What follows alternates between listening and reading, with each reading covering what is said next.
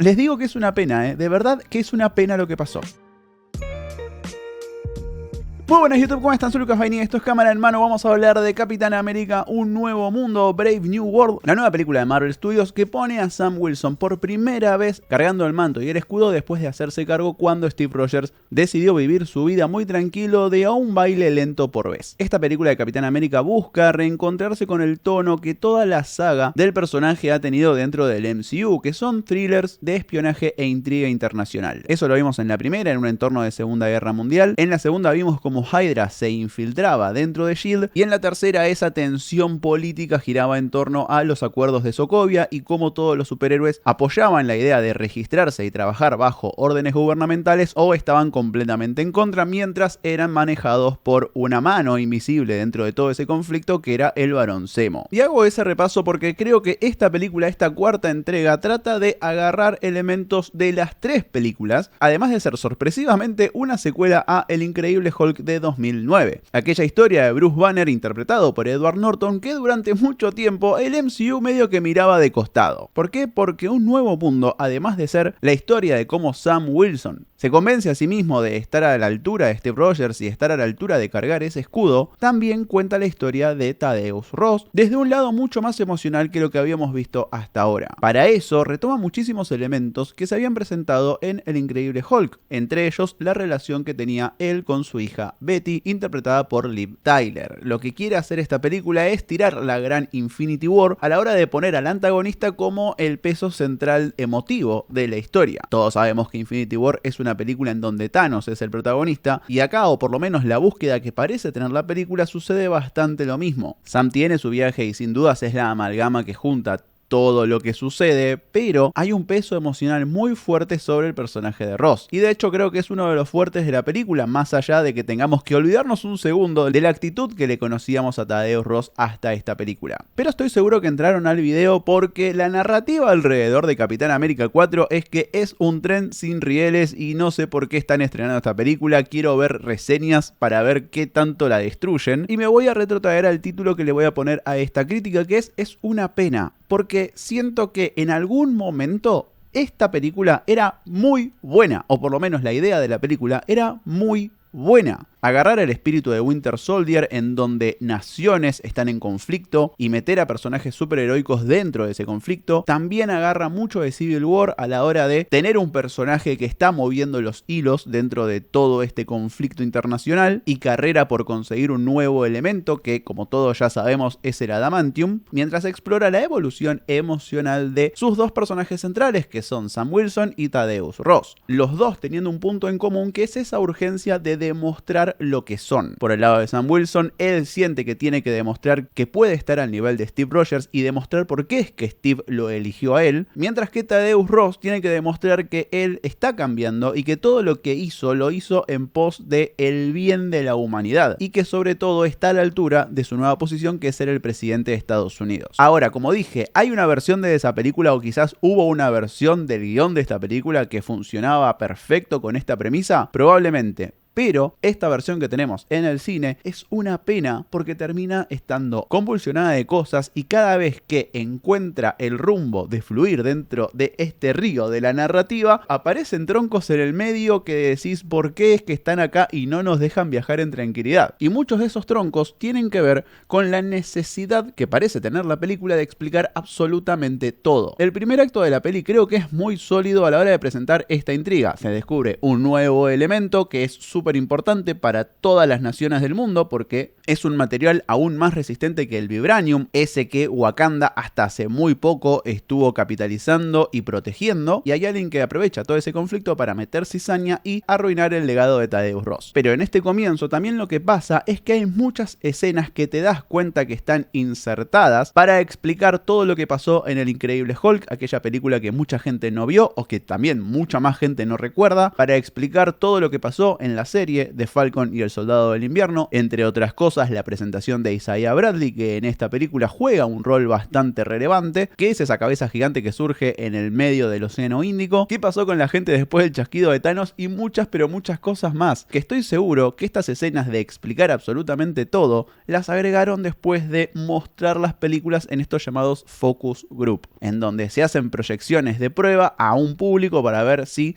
engancha o no engancha la historia. Y siento que ahí hay como poca fe tanto en el público como en los personajes, porque no hace falta en una película entender absolutamente todo lo que se dice en diálogos, lo que sucede en hechos. Lo importante en una película, si es que confías en tus personajes, es que el propio viaje emocional del protagonista o de incluso el villano sea lo suficientemente fuerte como para impactar en el público, sin importar que sepas de dónde viene aquel villano que va a reaparecer acá. Ojo, tampoco creo que esté mal que estas escenas existan, es un recurso muy del cómic en donde agarrás cualquier número y seguramente en las primeras 2 páginas hay un cuadrito en donde te van a explicar de dónde viene este personaje, qué es lo que está haciendo acá y demás. Y que con tantas películas y series ya dentro del MCU es un elemento que tienen que tomar prestado de las páginas, pero en un lenguaje audiovisual como es el cine hay muchísimas maneras más inteligentes, creativas de hacerlo. Lo que pasa en Capitán América Un Nuevo Mundo es que esas explicaciones siempre caen en lo mismo, en 2 personas hablando y contándose cosas que terminan siendo como un te lo resumo así nomás de las películas y series que el gran público no vio. ¿Es eso o la buena y confiable de el resumen de noticias en una televisión prendida? Lo hemos visto 1000 veces eso en películas y lo perdonamos, pero en este ejemplo en particular, en esta película en particular, es muy burdo. Sin embargo, creo que ese no es el mayor problema que tiene la película, es una cuestión que tenés que atravesar durante el primer acto, en donde, insisto, por lo demás se presenta bien la acción y lo que va a pasar. Pero no, el mayor problema de la película no es ese. El mayor problema de la película es que te va a dejar con un sabor amargo, porque vos durante la hora y media venís pensando, che, la están matando a esta película, es un sólido 7, es una más del montón de películas de la mitad para arriba del MCU. Capitán América Un Nuevo Mundo no siento que sea peor que Ant-Man y la Avispa, por ejemplo, ni tampoco menos memorable que esa película o Thor Un Nuevo Mundo o incluso la primera película de Capitán América. Yo creo que está a ese nivel durante muy buena parte de su relato, y lo que hace Anthony Mackie, y se los dice alguien que no conectó jamás con el actor, está muy bien. Él como Sam Wilson y haciéndose cargo del Capitán América está muy sólido. Es la primera vez para Anthony Mackie que tiene que hacerse cargo de la película, es la primera vez que está primero en los créditos, y eso requiere un peso de estrella muy grande que creo él no lo tuvo jamás. Lo consigue en esta película, se convierte Anthony Mackie en una estrella, en un líder dentro de un elenco y de un título. Yo creo que está en camino a, pero este es un muy buen primer paso. Por supuesto que esta duda que tiene Sam de necesitar demostrar que él está a la altura de Steve Rogers es algo que se estuvo explorando muchísimo en la serie Falcon y el Soldado del Invierno. En el cierre de esa temporada, él da un discurso en donde te das cuenta que empezó a creer que sí, se merece el título de Capitán América. Lo que creo que hace bien esta película es agarrar ese estado emocional del personaje e impactarlo con una amenaza que está por encima de sus posibilidades, que es el Hulk rojo de Thaddeus Ross. Introducirle esa duda, esa desesperanza de decir, y la verdad es que debería tener un suero de super soldado para poder enfrentarme a esto. Y ahí es en donde sucede la mejor escena de la película, que no la voy a contar ahora porque no es una reseña con ese tipo de spoilers, es una muy linda sorpresa, es una de esas escenas del MCU que decís, ah, mira dónde está puesta la cámara, acá va a pasar algo,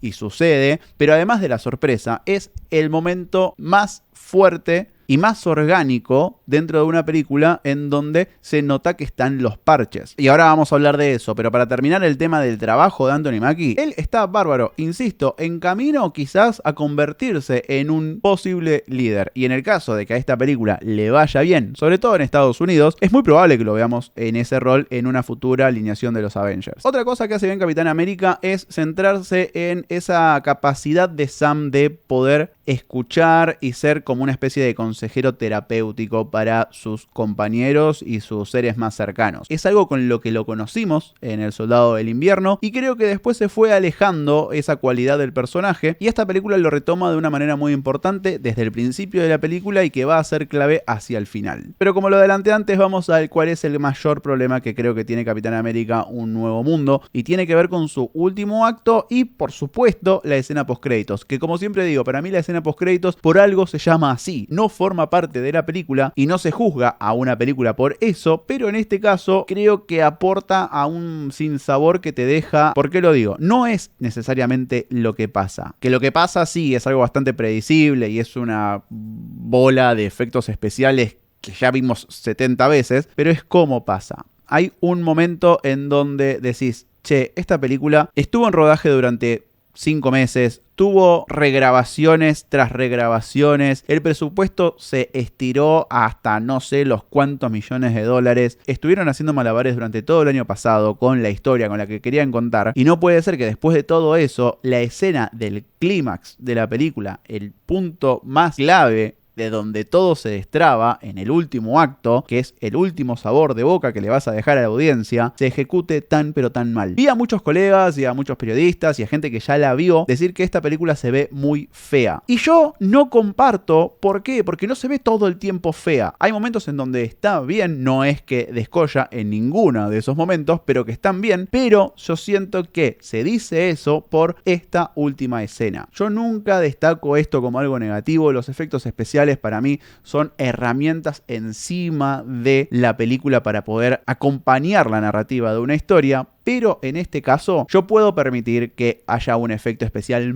pero muy flojo en una escena medio intrascendente de la película, como lo fue en Thor Love and Thunder, en donde veías la cabeza flotando de este chiquito y que notabas que era muy malo, pero bueno, en definitiva era un personaje trayendo una información al protagonista. En este caso, ese nivel de malos efectos especiales y de efectos especiales apuradísimos sucede en el punto más cúlmine de la película y son dos personas charlando. No es que era una escena que requería muchísimo trabajo para llevarla adelante de la mejor manera. Son dos personajes hablando. El tema es que se nota que lo hicieron en una de estas regrabaciones y fue todo a contrarreloj, porque el final original de la película claramente era diferente y no habrá funcionado en estas proyecciones de prueba o tuvieron que rearmarlo por la cantidad de reorganizaciones que hubo en el MCU después de los cambios de planes para esta fase, pero les juro que me sacó de la película. Es indefendible que un proyecto de estas características se lance así. La verdad es que es una gran pena, es una recontra pena que esta película a la que yo entraba con pocas expectativas y me venía gustando bastante, o por lo menos decías, che, está bien, termina así. Cuando hablemos con más spoilers en el análisis completo que voy a subir, lo vamos a charlar porque quiero entrar en detalle. Esto de grabar todo innecesariamente en un cuartucho, todo pintado de verde,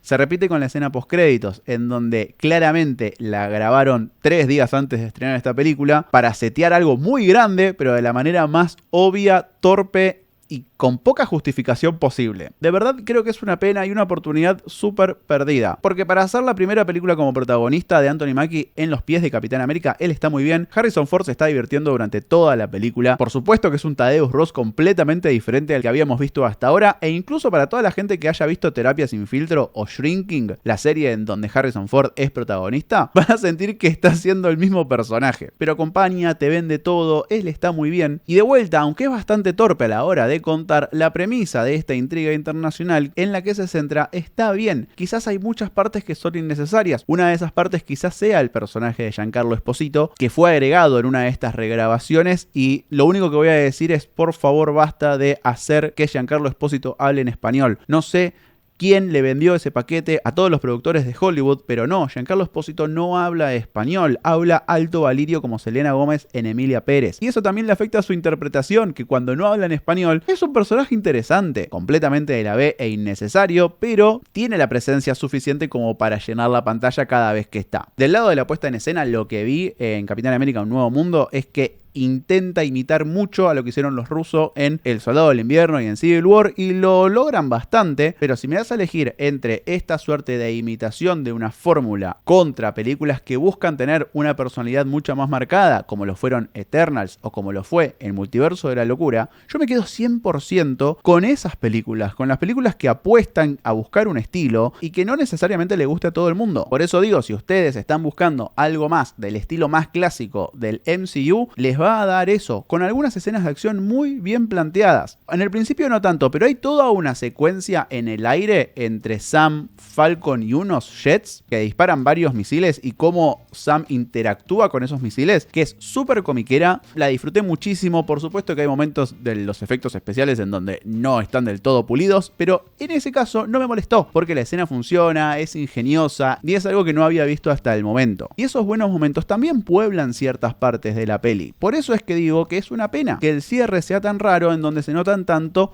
los parches que tiene la historia. Esta película, según IMDb, tiene 8 guionistas acreditados. Ahí te da una idea de que esto fue un circo. Para el circo que fue entonces, es bastante sólida, es entretenida y termina estando como entre medio. Este es el último de los proyectos de Marvel Studios que estuvieron empezando a gestarse en esa época de pandemia y de expansión de Disney Plus, en donde al estudio la verdad que se le complicaron mucho las cosas. Vamos a ver si con el estreno de Thunderbolts y Los Cuatro Fantásticos el estudio puede volver a relanzarse y aprovechar todo lo que capitalizó en 2024, que me parece que fue un buen año para Marvel, entre X-Men 97, Deadpool y Wolverine, que seguramente ahora muchos dicen que no está tan buena, pero es entretenida y es una efectiva comedia de Deadpool, y Agatha All Alone, que terminó siendo un muy buen éxito en Disney Plus. Yo voy a cortar acá, ahora subo el video explicando el final y la escena post créditos, que creo que todo el mundo ya sabe hacia dónde vamos, pero por las dudas lo subo, y el fin de semana vamos a tener el análisis completo de toda la película con detalles, easter eggs, referencias y demás. Muchas gracias por llegar a esta parte del video. Yo soy Lucas, por si no me conocías, suscríbete si tenés más ganas, si tenés ganas de ver más opiniones como esta y sobre todo análisis plano a plano de un montón de películas y series.